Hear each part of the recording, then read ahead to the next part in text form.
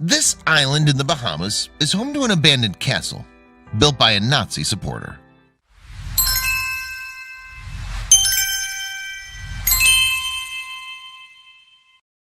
Think of the Bahamas, and the visions that come to mind are gorgeous tropical islands, palm-fringed beaches, and crystal-clear seas. And now you too could own a piece of this earthly paradise. If you happen to have the 46 million pounds, you'd need to buy Darby Island. But beware, it has a sinister past that might be a little bit more than you bargained for. That Darby Island is a secluded Bahamian idyll with the potential to be a tropical wonderland is not in doubt. But its derelict castle holds some secrets dating back to the Second World War that might put off even the most enthusiastic of prospective buyers. Moreover, the fate of the last man to live in the castle back in the 1940s is shrouded in mystery. Today, Big Darby features that long, empty, and slowly decaying castle, an impenetrable jungle covering, and even a disused airstrip. It could be a great setting for a horror movie, in fact. But whether it's a place the average multimillionaire would choose as a home from home is open to question. We'll get back to this mysterious island with its dark past a little later. But first, let's find out some more about the Bahamas. The Bahamas lie to the north of Cuba, with the Bahamian capital of Nassau located around 350 miles from Havana. In turn, the U.S. lies to the north of the Bahamas. The distance from Miami to Nassau is some 180 miles. The Bahamian archipelago includes in excess of 700 islands. These are spread over approximately 180,000 square miles of ocean. The original inhabitants of the islands were the Lucayans, who lived there for hundreds of years. And when Christopher Columbus sailed to the New World in 1492, the first people he encountered were these Lucayans. Indeed, the sole written account we have of the Bahamians of that period was written by the famous explorer. The only other information we have about the Lucayans is derived from archaeology and the study of related peoples. Moreover, Columbus kidnapped several of the Lucayans and took them back to Spain. This was a grim portent of what the future held for this unfortunate people. In 1500, hundreds more Lucayans were abducted and transported to Spain, where they were enslaved. Other Lucayans were also captured and cast into slavery on the island of Hispaniola, which is today made up of the countries of Haiti and the Dominican Republic. By 1513, tens of thousands of Lucayans had been taken from the Bahamas by the Spanish, and in 1520, the colonialists decided to seize all the surviving inhabitants of the Bahamas and transport them to Hispaniola. However, they were only able to locate a grand total of 11 Lucayans. After that final removal, the Bahamas would be free of human settlers for well over a century. Then in 1648, Puritans arrived from England and founded an outpost on the Bahamian island of Eleuthera. Some 70 years later, the British declared that the Bahamas was their colony. The islands were subsequently settled with people who'd remained loyal to the British Crown during the War of Independence, and the new arrivals founded plantations cultivated by African slaves. Slavery was finally outlawed in the Bahamas in 1834, and as a result, the islands were a place where escaped African-American slaves could find refuge. Back then, the majority of Bahamians were former slaves and their offspring. Today, some 9/10 of Bahamian residents have African heritage. Tourism was introduced to the tropical idyll of the Bahamas as early as the mid-19th century, but it was a cottage industry at first. By 1873, the islands could still only boast a few hundred tourists each year. Things took off for the industry in the 1920s, although the Great Depression of the 1930s slowed its growth. Then in the 1960s, the Bahamas greatly benefited from American trade sanctions against Cuba after Fidel Castro's communists came to power in Havana. By the end of the decade, 1 million tourists were visiting the islands each year, and come 1986, that number had increased to 3 million. The reputation of the Bahamas as a place of sun, sea, and sunshine had been cemented. And in recent decades, the Bahamas has become a haunt of the fabulously wealthy, as well as numerous cruise ship visitors. According to the Bloomberg website, the Bahamas saw more private jet arrivals than any other islands in the world in 2018. The super rich touched their aircraft down in the Bahamas more than 16,000 times that year. Second in this private jet league was the Spanish island of Mallorca, with fewer than 6,000 landings.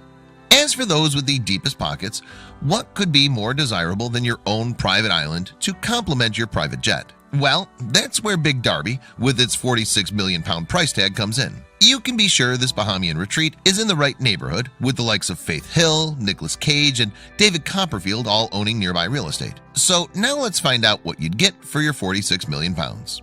Big Darby Island is set in the Atlantic a little under 100 miles from Nassau, the capital of the Bahamas, which is located on the island of New Providence. And the Exuma Cays have seen something of an economic boom recently thanks to the popularity of the islands as a tourist destination. If you have the cash to spare, unspoiled Big Darby has much to recommend it. There are no fewer than 14 white sandy beaches distributed around the island's 2 miles of coastline, all of them overlooking pristine seascapes. To get there, you can fly to Great Exuma International Airport, although you obviously need a boat or a seaplane to travel the last 35 miles or so to your new purchase. Your very own private island, should you decide to go ahead with the deal, covers more than 550 acres and is close to 90 feet above sea level at its highest point. It has a long, unused airstrip that you can just about make out on Google Satellite View. It will need some heavy-duty maintenance before you'll be able to land your private plane on it, however. But what may well excite you the most about this 46 million pound island is the fact that it also boasts an 8,000 square foot abandoned castle. It has some intriguing local folklore attached to it as well, which we'll return to in a moment. The castle was built in 1938 and boasts several fascinating features. One of those aforementioned features is its rainwater gathering capacity, always a bonus on an island surrounded by the salty Atlantic Ocean and apparently lacking any other dependable source of fresh water. The castle has a series of 3 underground cisterns which can hold more than 100,000 gallons of collected rainwater. The castle does have its drawbacks though. For example, it has no sewer facilities, no electricity supply, and no running water. Nonetheless, it does have handsome mahogany floors, high ceilings and balconies with superb views of the Atlantic and other nearby islands. But there's no getting away from it. This property needs work, a lot of work. Think millions of dollars more on top of that purchase price. So who built this palatial residence on a remote Bahamian island in 1938? The seller, Rick Davis of Palmetto Bay, Florida, says that it was an eccentric English gentleman. Are there any other kind? Called Sir Baxter Darby. The island was apparently given to Sir Baxter as a gift by the then British King George V on the occasion of Darby's knighthood. In the mid-90s, I couldn't get rid of Big Darby for $500,000. Investment banker Davis told the now defunct Gossip Extra website. But then David Copperfield bought one, and all of a sudden everybody wanted his island in the Bahamas. He's a strangely elusive character, however, this Sir Baxter guy. Despite the fact that he had allegedly royal connections so close to King George V that he knighted him and gave him an island, history still has very little to say about the man. In fact, much of what we know of him appears to come from local folklore. Nonetheless, the castle he's said to have built in 1938 is real enough. Indeed, it's there for all to see on Google Satellite. Whatever the truth of Sir Baxter's origins, it seems that he took to his new island possession with some enthusiasm. In fact, he appears to have transformed it into a thriving plantation. The owner reportedly seeded some 20,000 coconut palms there, as well as bringing in large quantities of livestock to populate the island, including goats, sheep, and cattle. At one time, Sir Baxter was said to be the region's biggest employer, although he also had something of a reputation as a tightwad.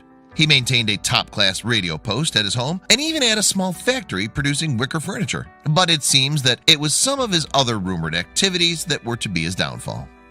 Big Darby has a close island neighbor, rather unimaginatively called Little Darby. Sir Baxter deepened the narrow channel that runs between the two, which is only about 150 feet wide at its narrowest point. He then constructed a large mooring dock on the channel. Today you can holiday on Little Darby, lodging in a family home there. The Little Darby Holiday Home has a website that mentions this mysterious Sir guy, describing his Big Darby plantation. The page in question records that it was once the largest employer in Exumas, with hundreds of workers building stone walls by hand. These great walls traverse the island both east to west and north to south. This workforce constructed the largest man-made structure in the area, the legendary Darby Castle. But it was another structure built by Baxter that became a major point of controversy, that large mooring dock mentioned earlier. There are still giant poured concrete moorings, the current owner Rick Davis told Gossip Extra in 2012. Nobody knows why they're there, but I believe it was for the submarines. And the question that locals are said to have asked was this: just who was the dock designed for? By this point, World War II had broken out. The people of the Bahamas were subjects of the British Empire at the time and naturally fiercely opposed to Hitler. The Atlantic, of course, was a hunting ground for Nazi submarines. These U-boats were tasked with disrupting transatlantic trade in order to turn the screws on the British. And local stories have it that Sir Baxter, although British, was in fact a Nazi sympathizer who'd built those docks as mooring places for German submarines. It is undoubtedly true that U-boats sailed around the Bahamas during World War II. Approximately 130 merchant vessels were attacked and sunk by U-boats in the region's waters, resulting in the deaths of hundreds of sailors. So it's easy enough to see how Sir Baxter might have fallen under suspicion, given that at least some of his neighbors believed him to be a Nazi supporter.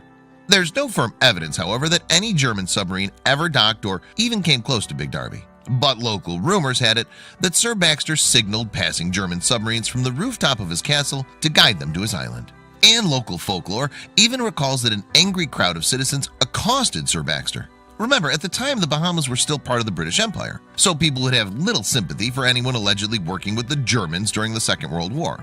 Regardless of the veracity of the tales about Sir Baxter being a Nazi collaborator, the upshot was that the Englishman left the island with his mistress in tow, never to be seen or heard from again. Some say that an enraged mob from the surrounding islands forced him to leave. Another account is that the Bahamian authorities seized his property. The Bahamas did have another somewhat tenuous connection with Nazi Germany. Britain's King Edward VIII, forced to abdicate in 1936 in order to marry an American divorcee, was said to have Nazi sympathies. There was even talk that Hitler would make him king of the UK again after a successful German invasion. Winston Churchill's pragmatic answer to the problem of the former king was to order Edward to take the post of governor of the Bahamas in 1940. Edward, with his wife Wallis Simpson, spent the rest of the war there. As far as we know, Edward never met Sir Baxter, although if the rumors are true, he and the knight might have shared some distinctly unpleasant political views. While it's impossible to definitively know if Sir Baxter was indeed a Nazi collaborator, there were a handful of Britons who undoubtedly were Nazi sympathizers. Probably the most famous, or infamous, was William Joyce, better known in Britain during World War II as Lord Haw Haw. He worked for the Nazis, broadcasting propaganda radio shows from Germany aimed at the British. In fact, Joyce was actually born in 1906 in New York City to an Anglo-Irish mother and a naturalized American father. However, Joyce's parents relocated to Galway in Ireland when he was a young child. The Irish War of Independence in 1921 saw Joyce work as a messenger for the British Army, and he came close to being killed by IRA fighters.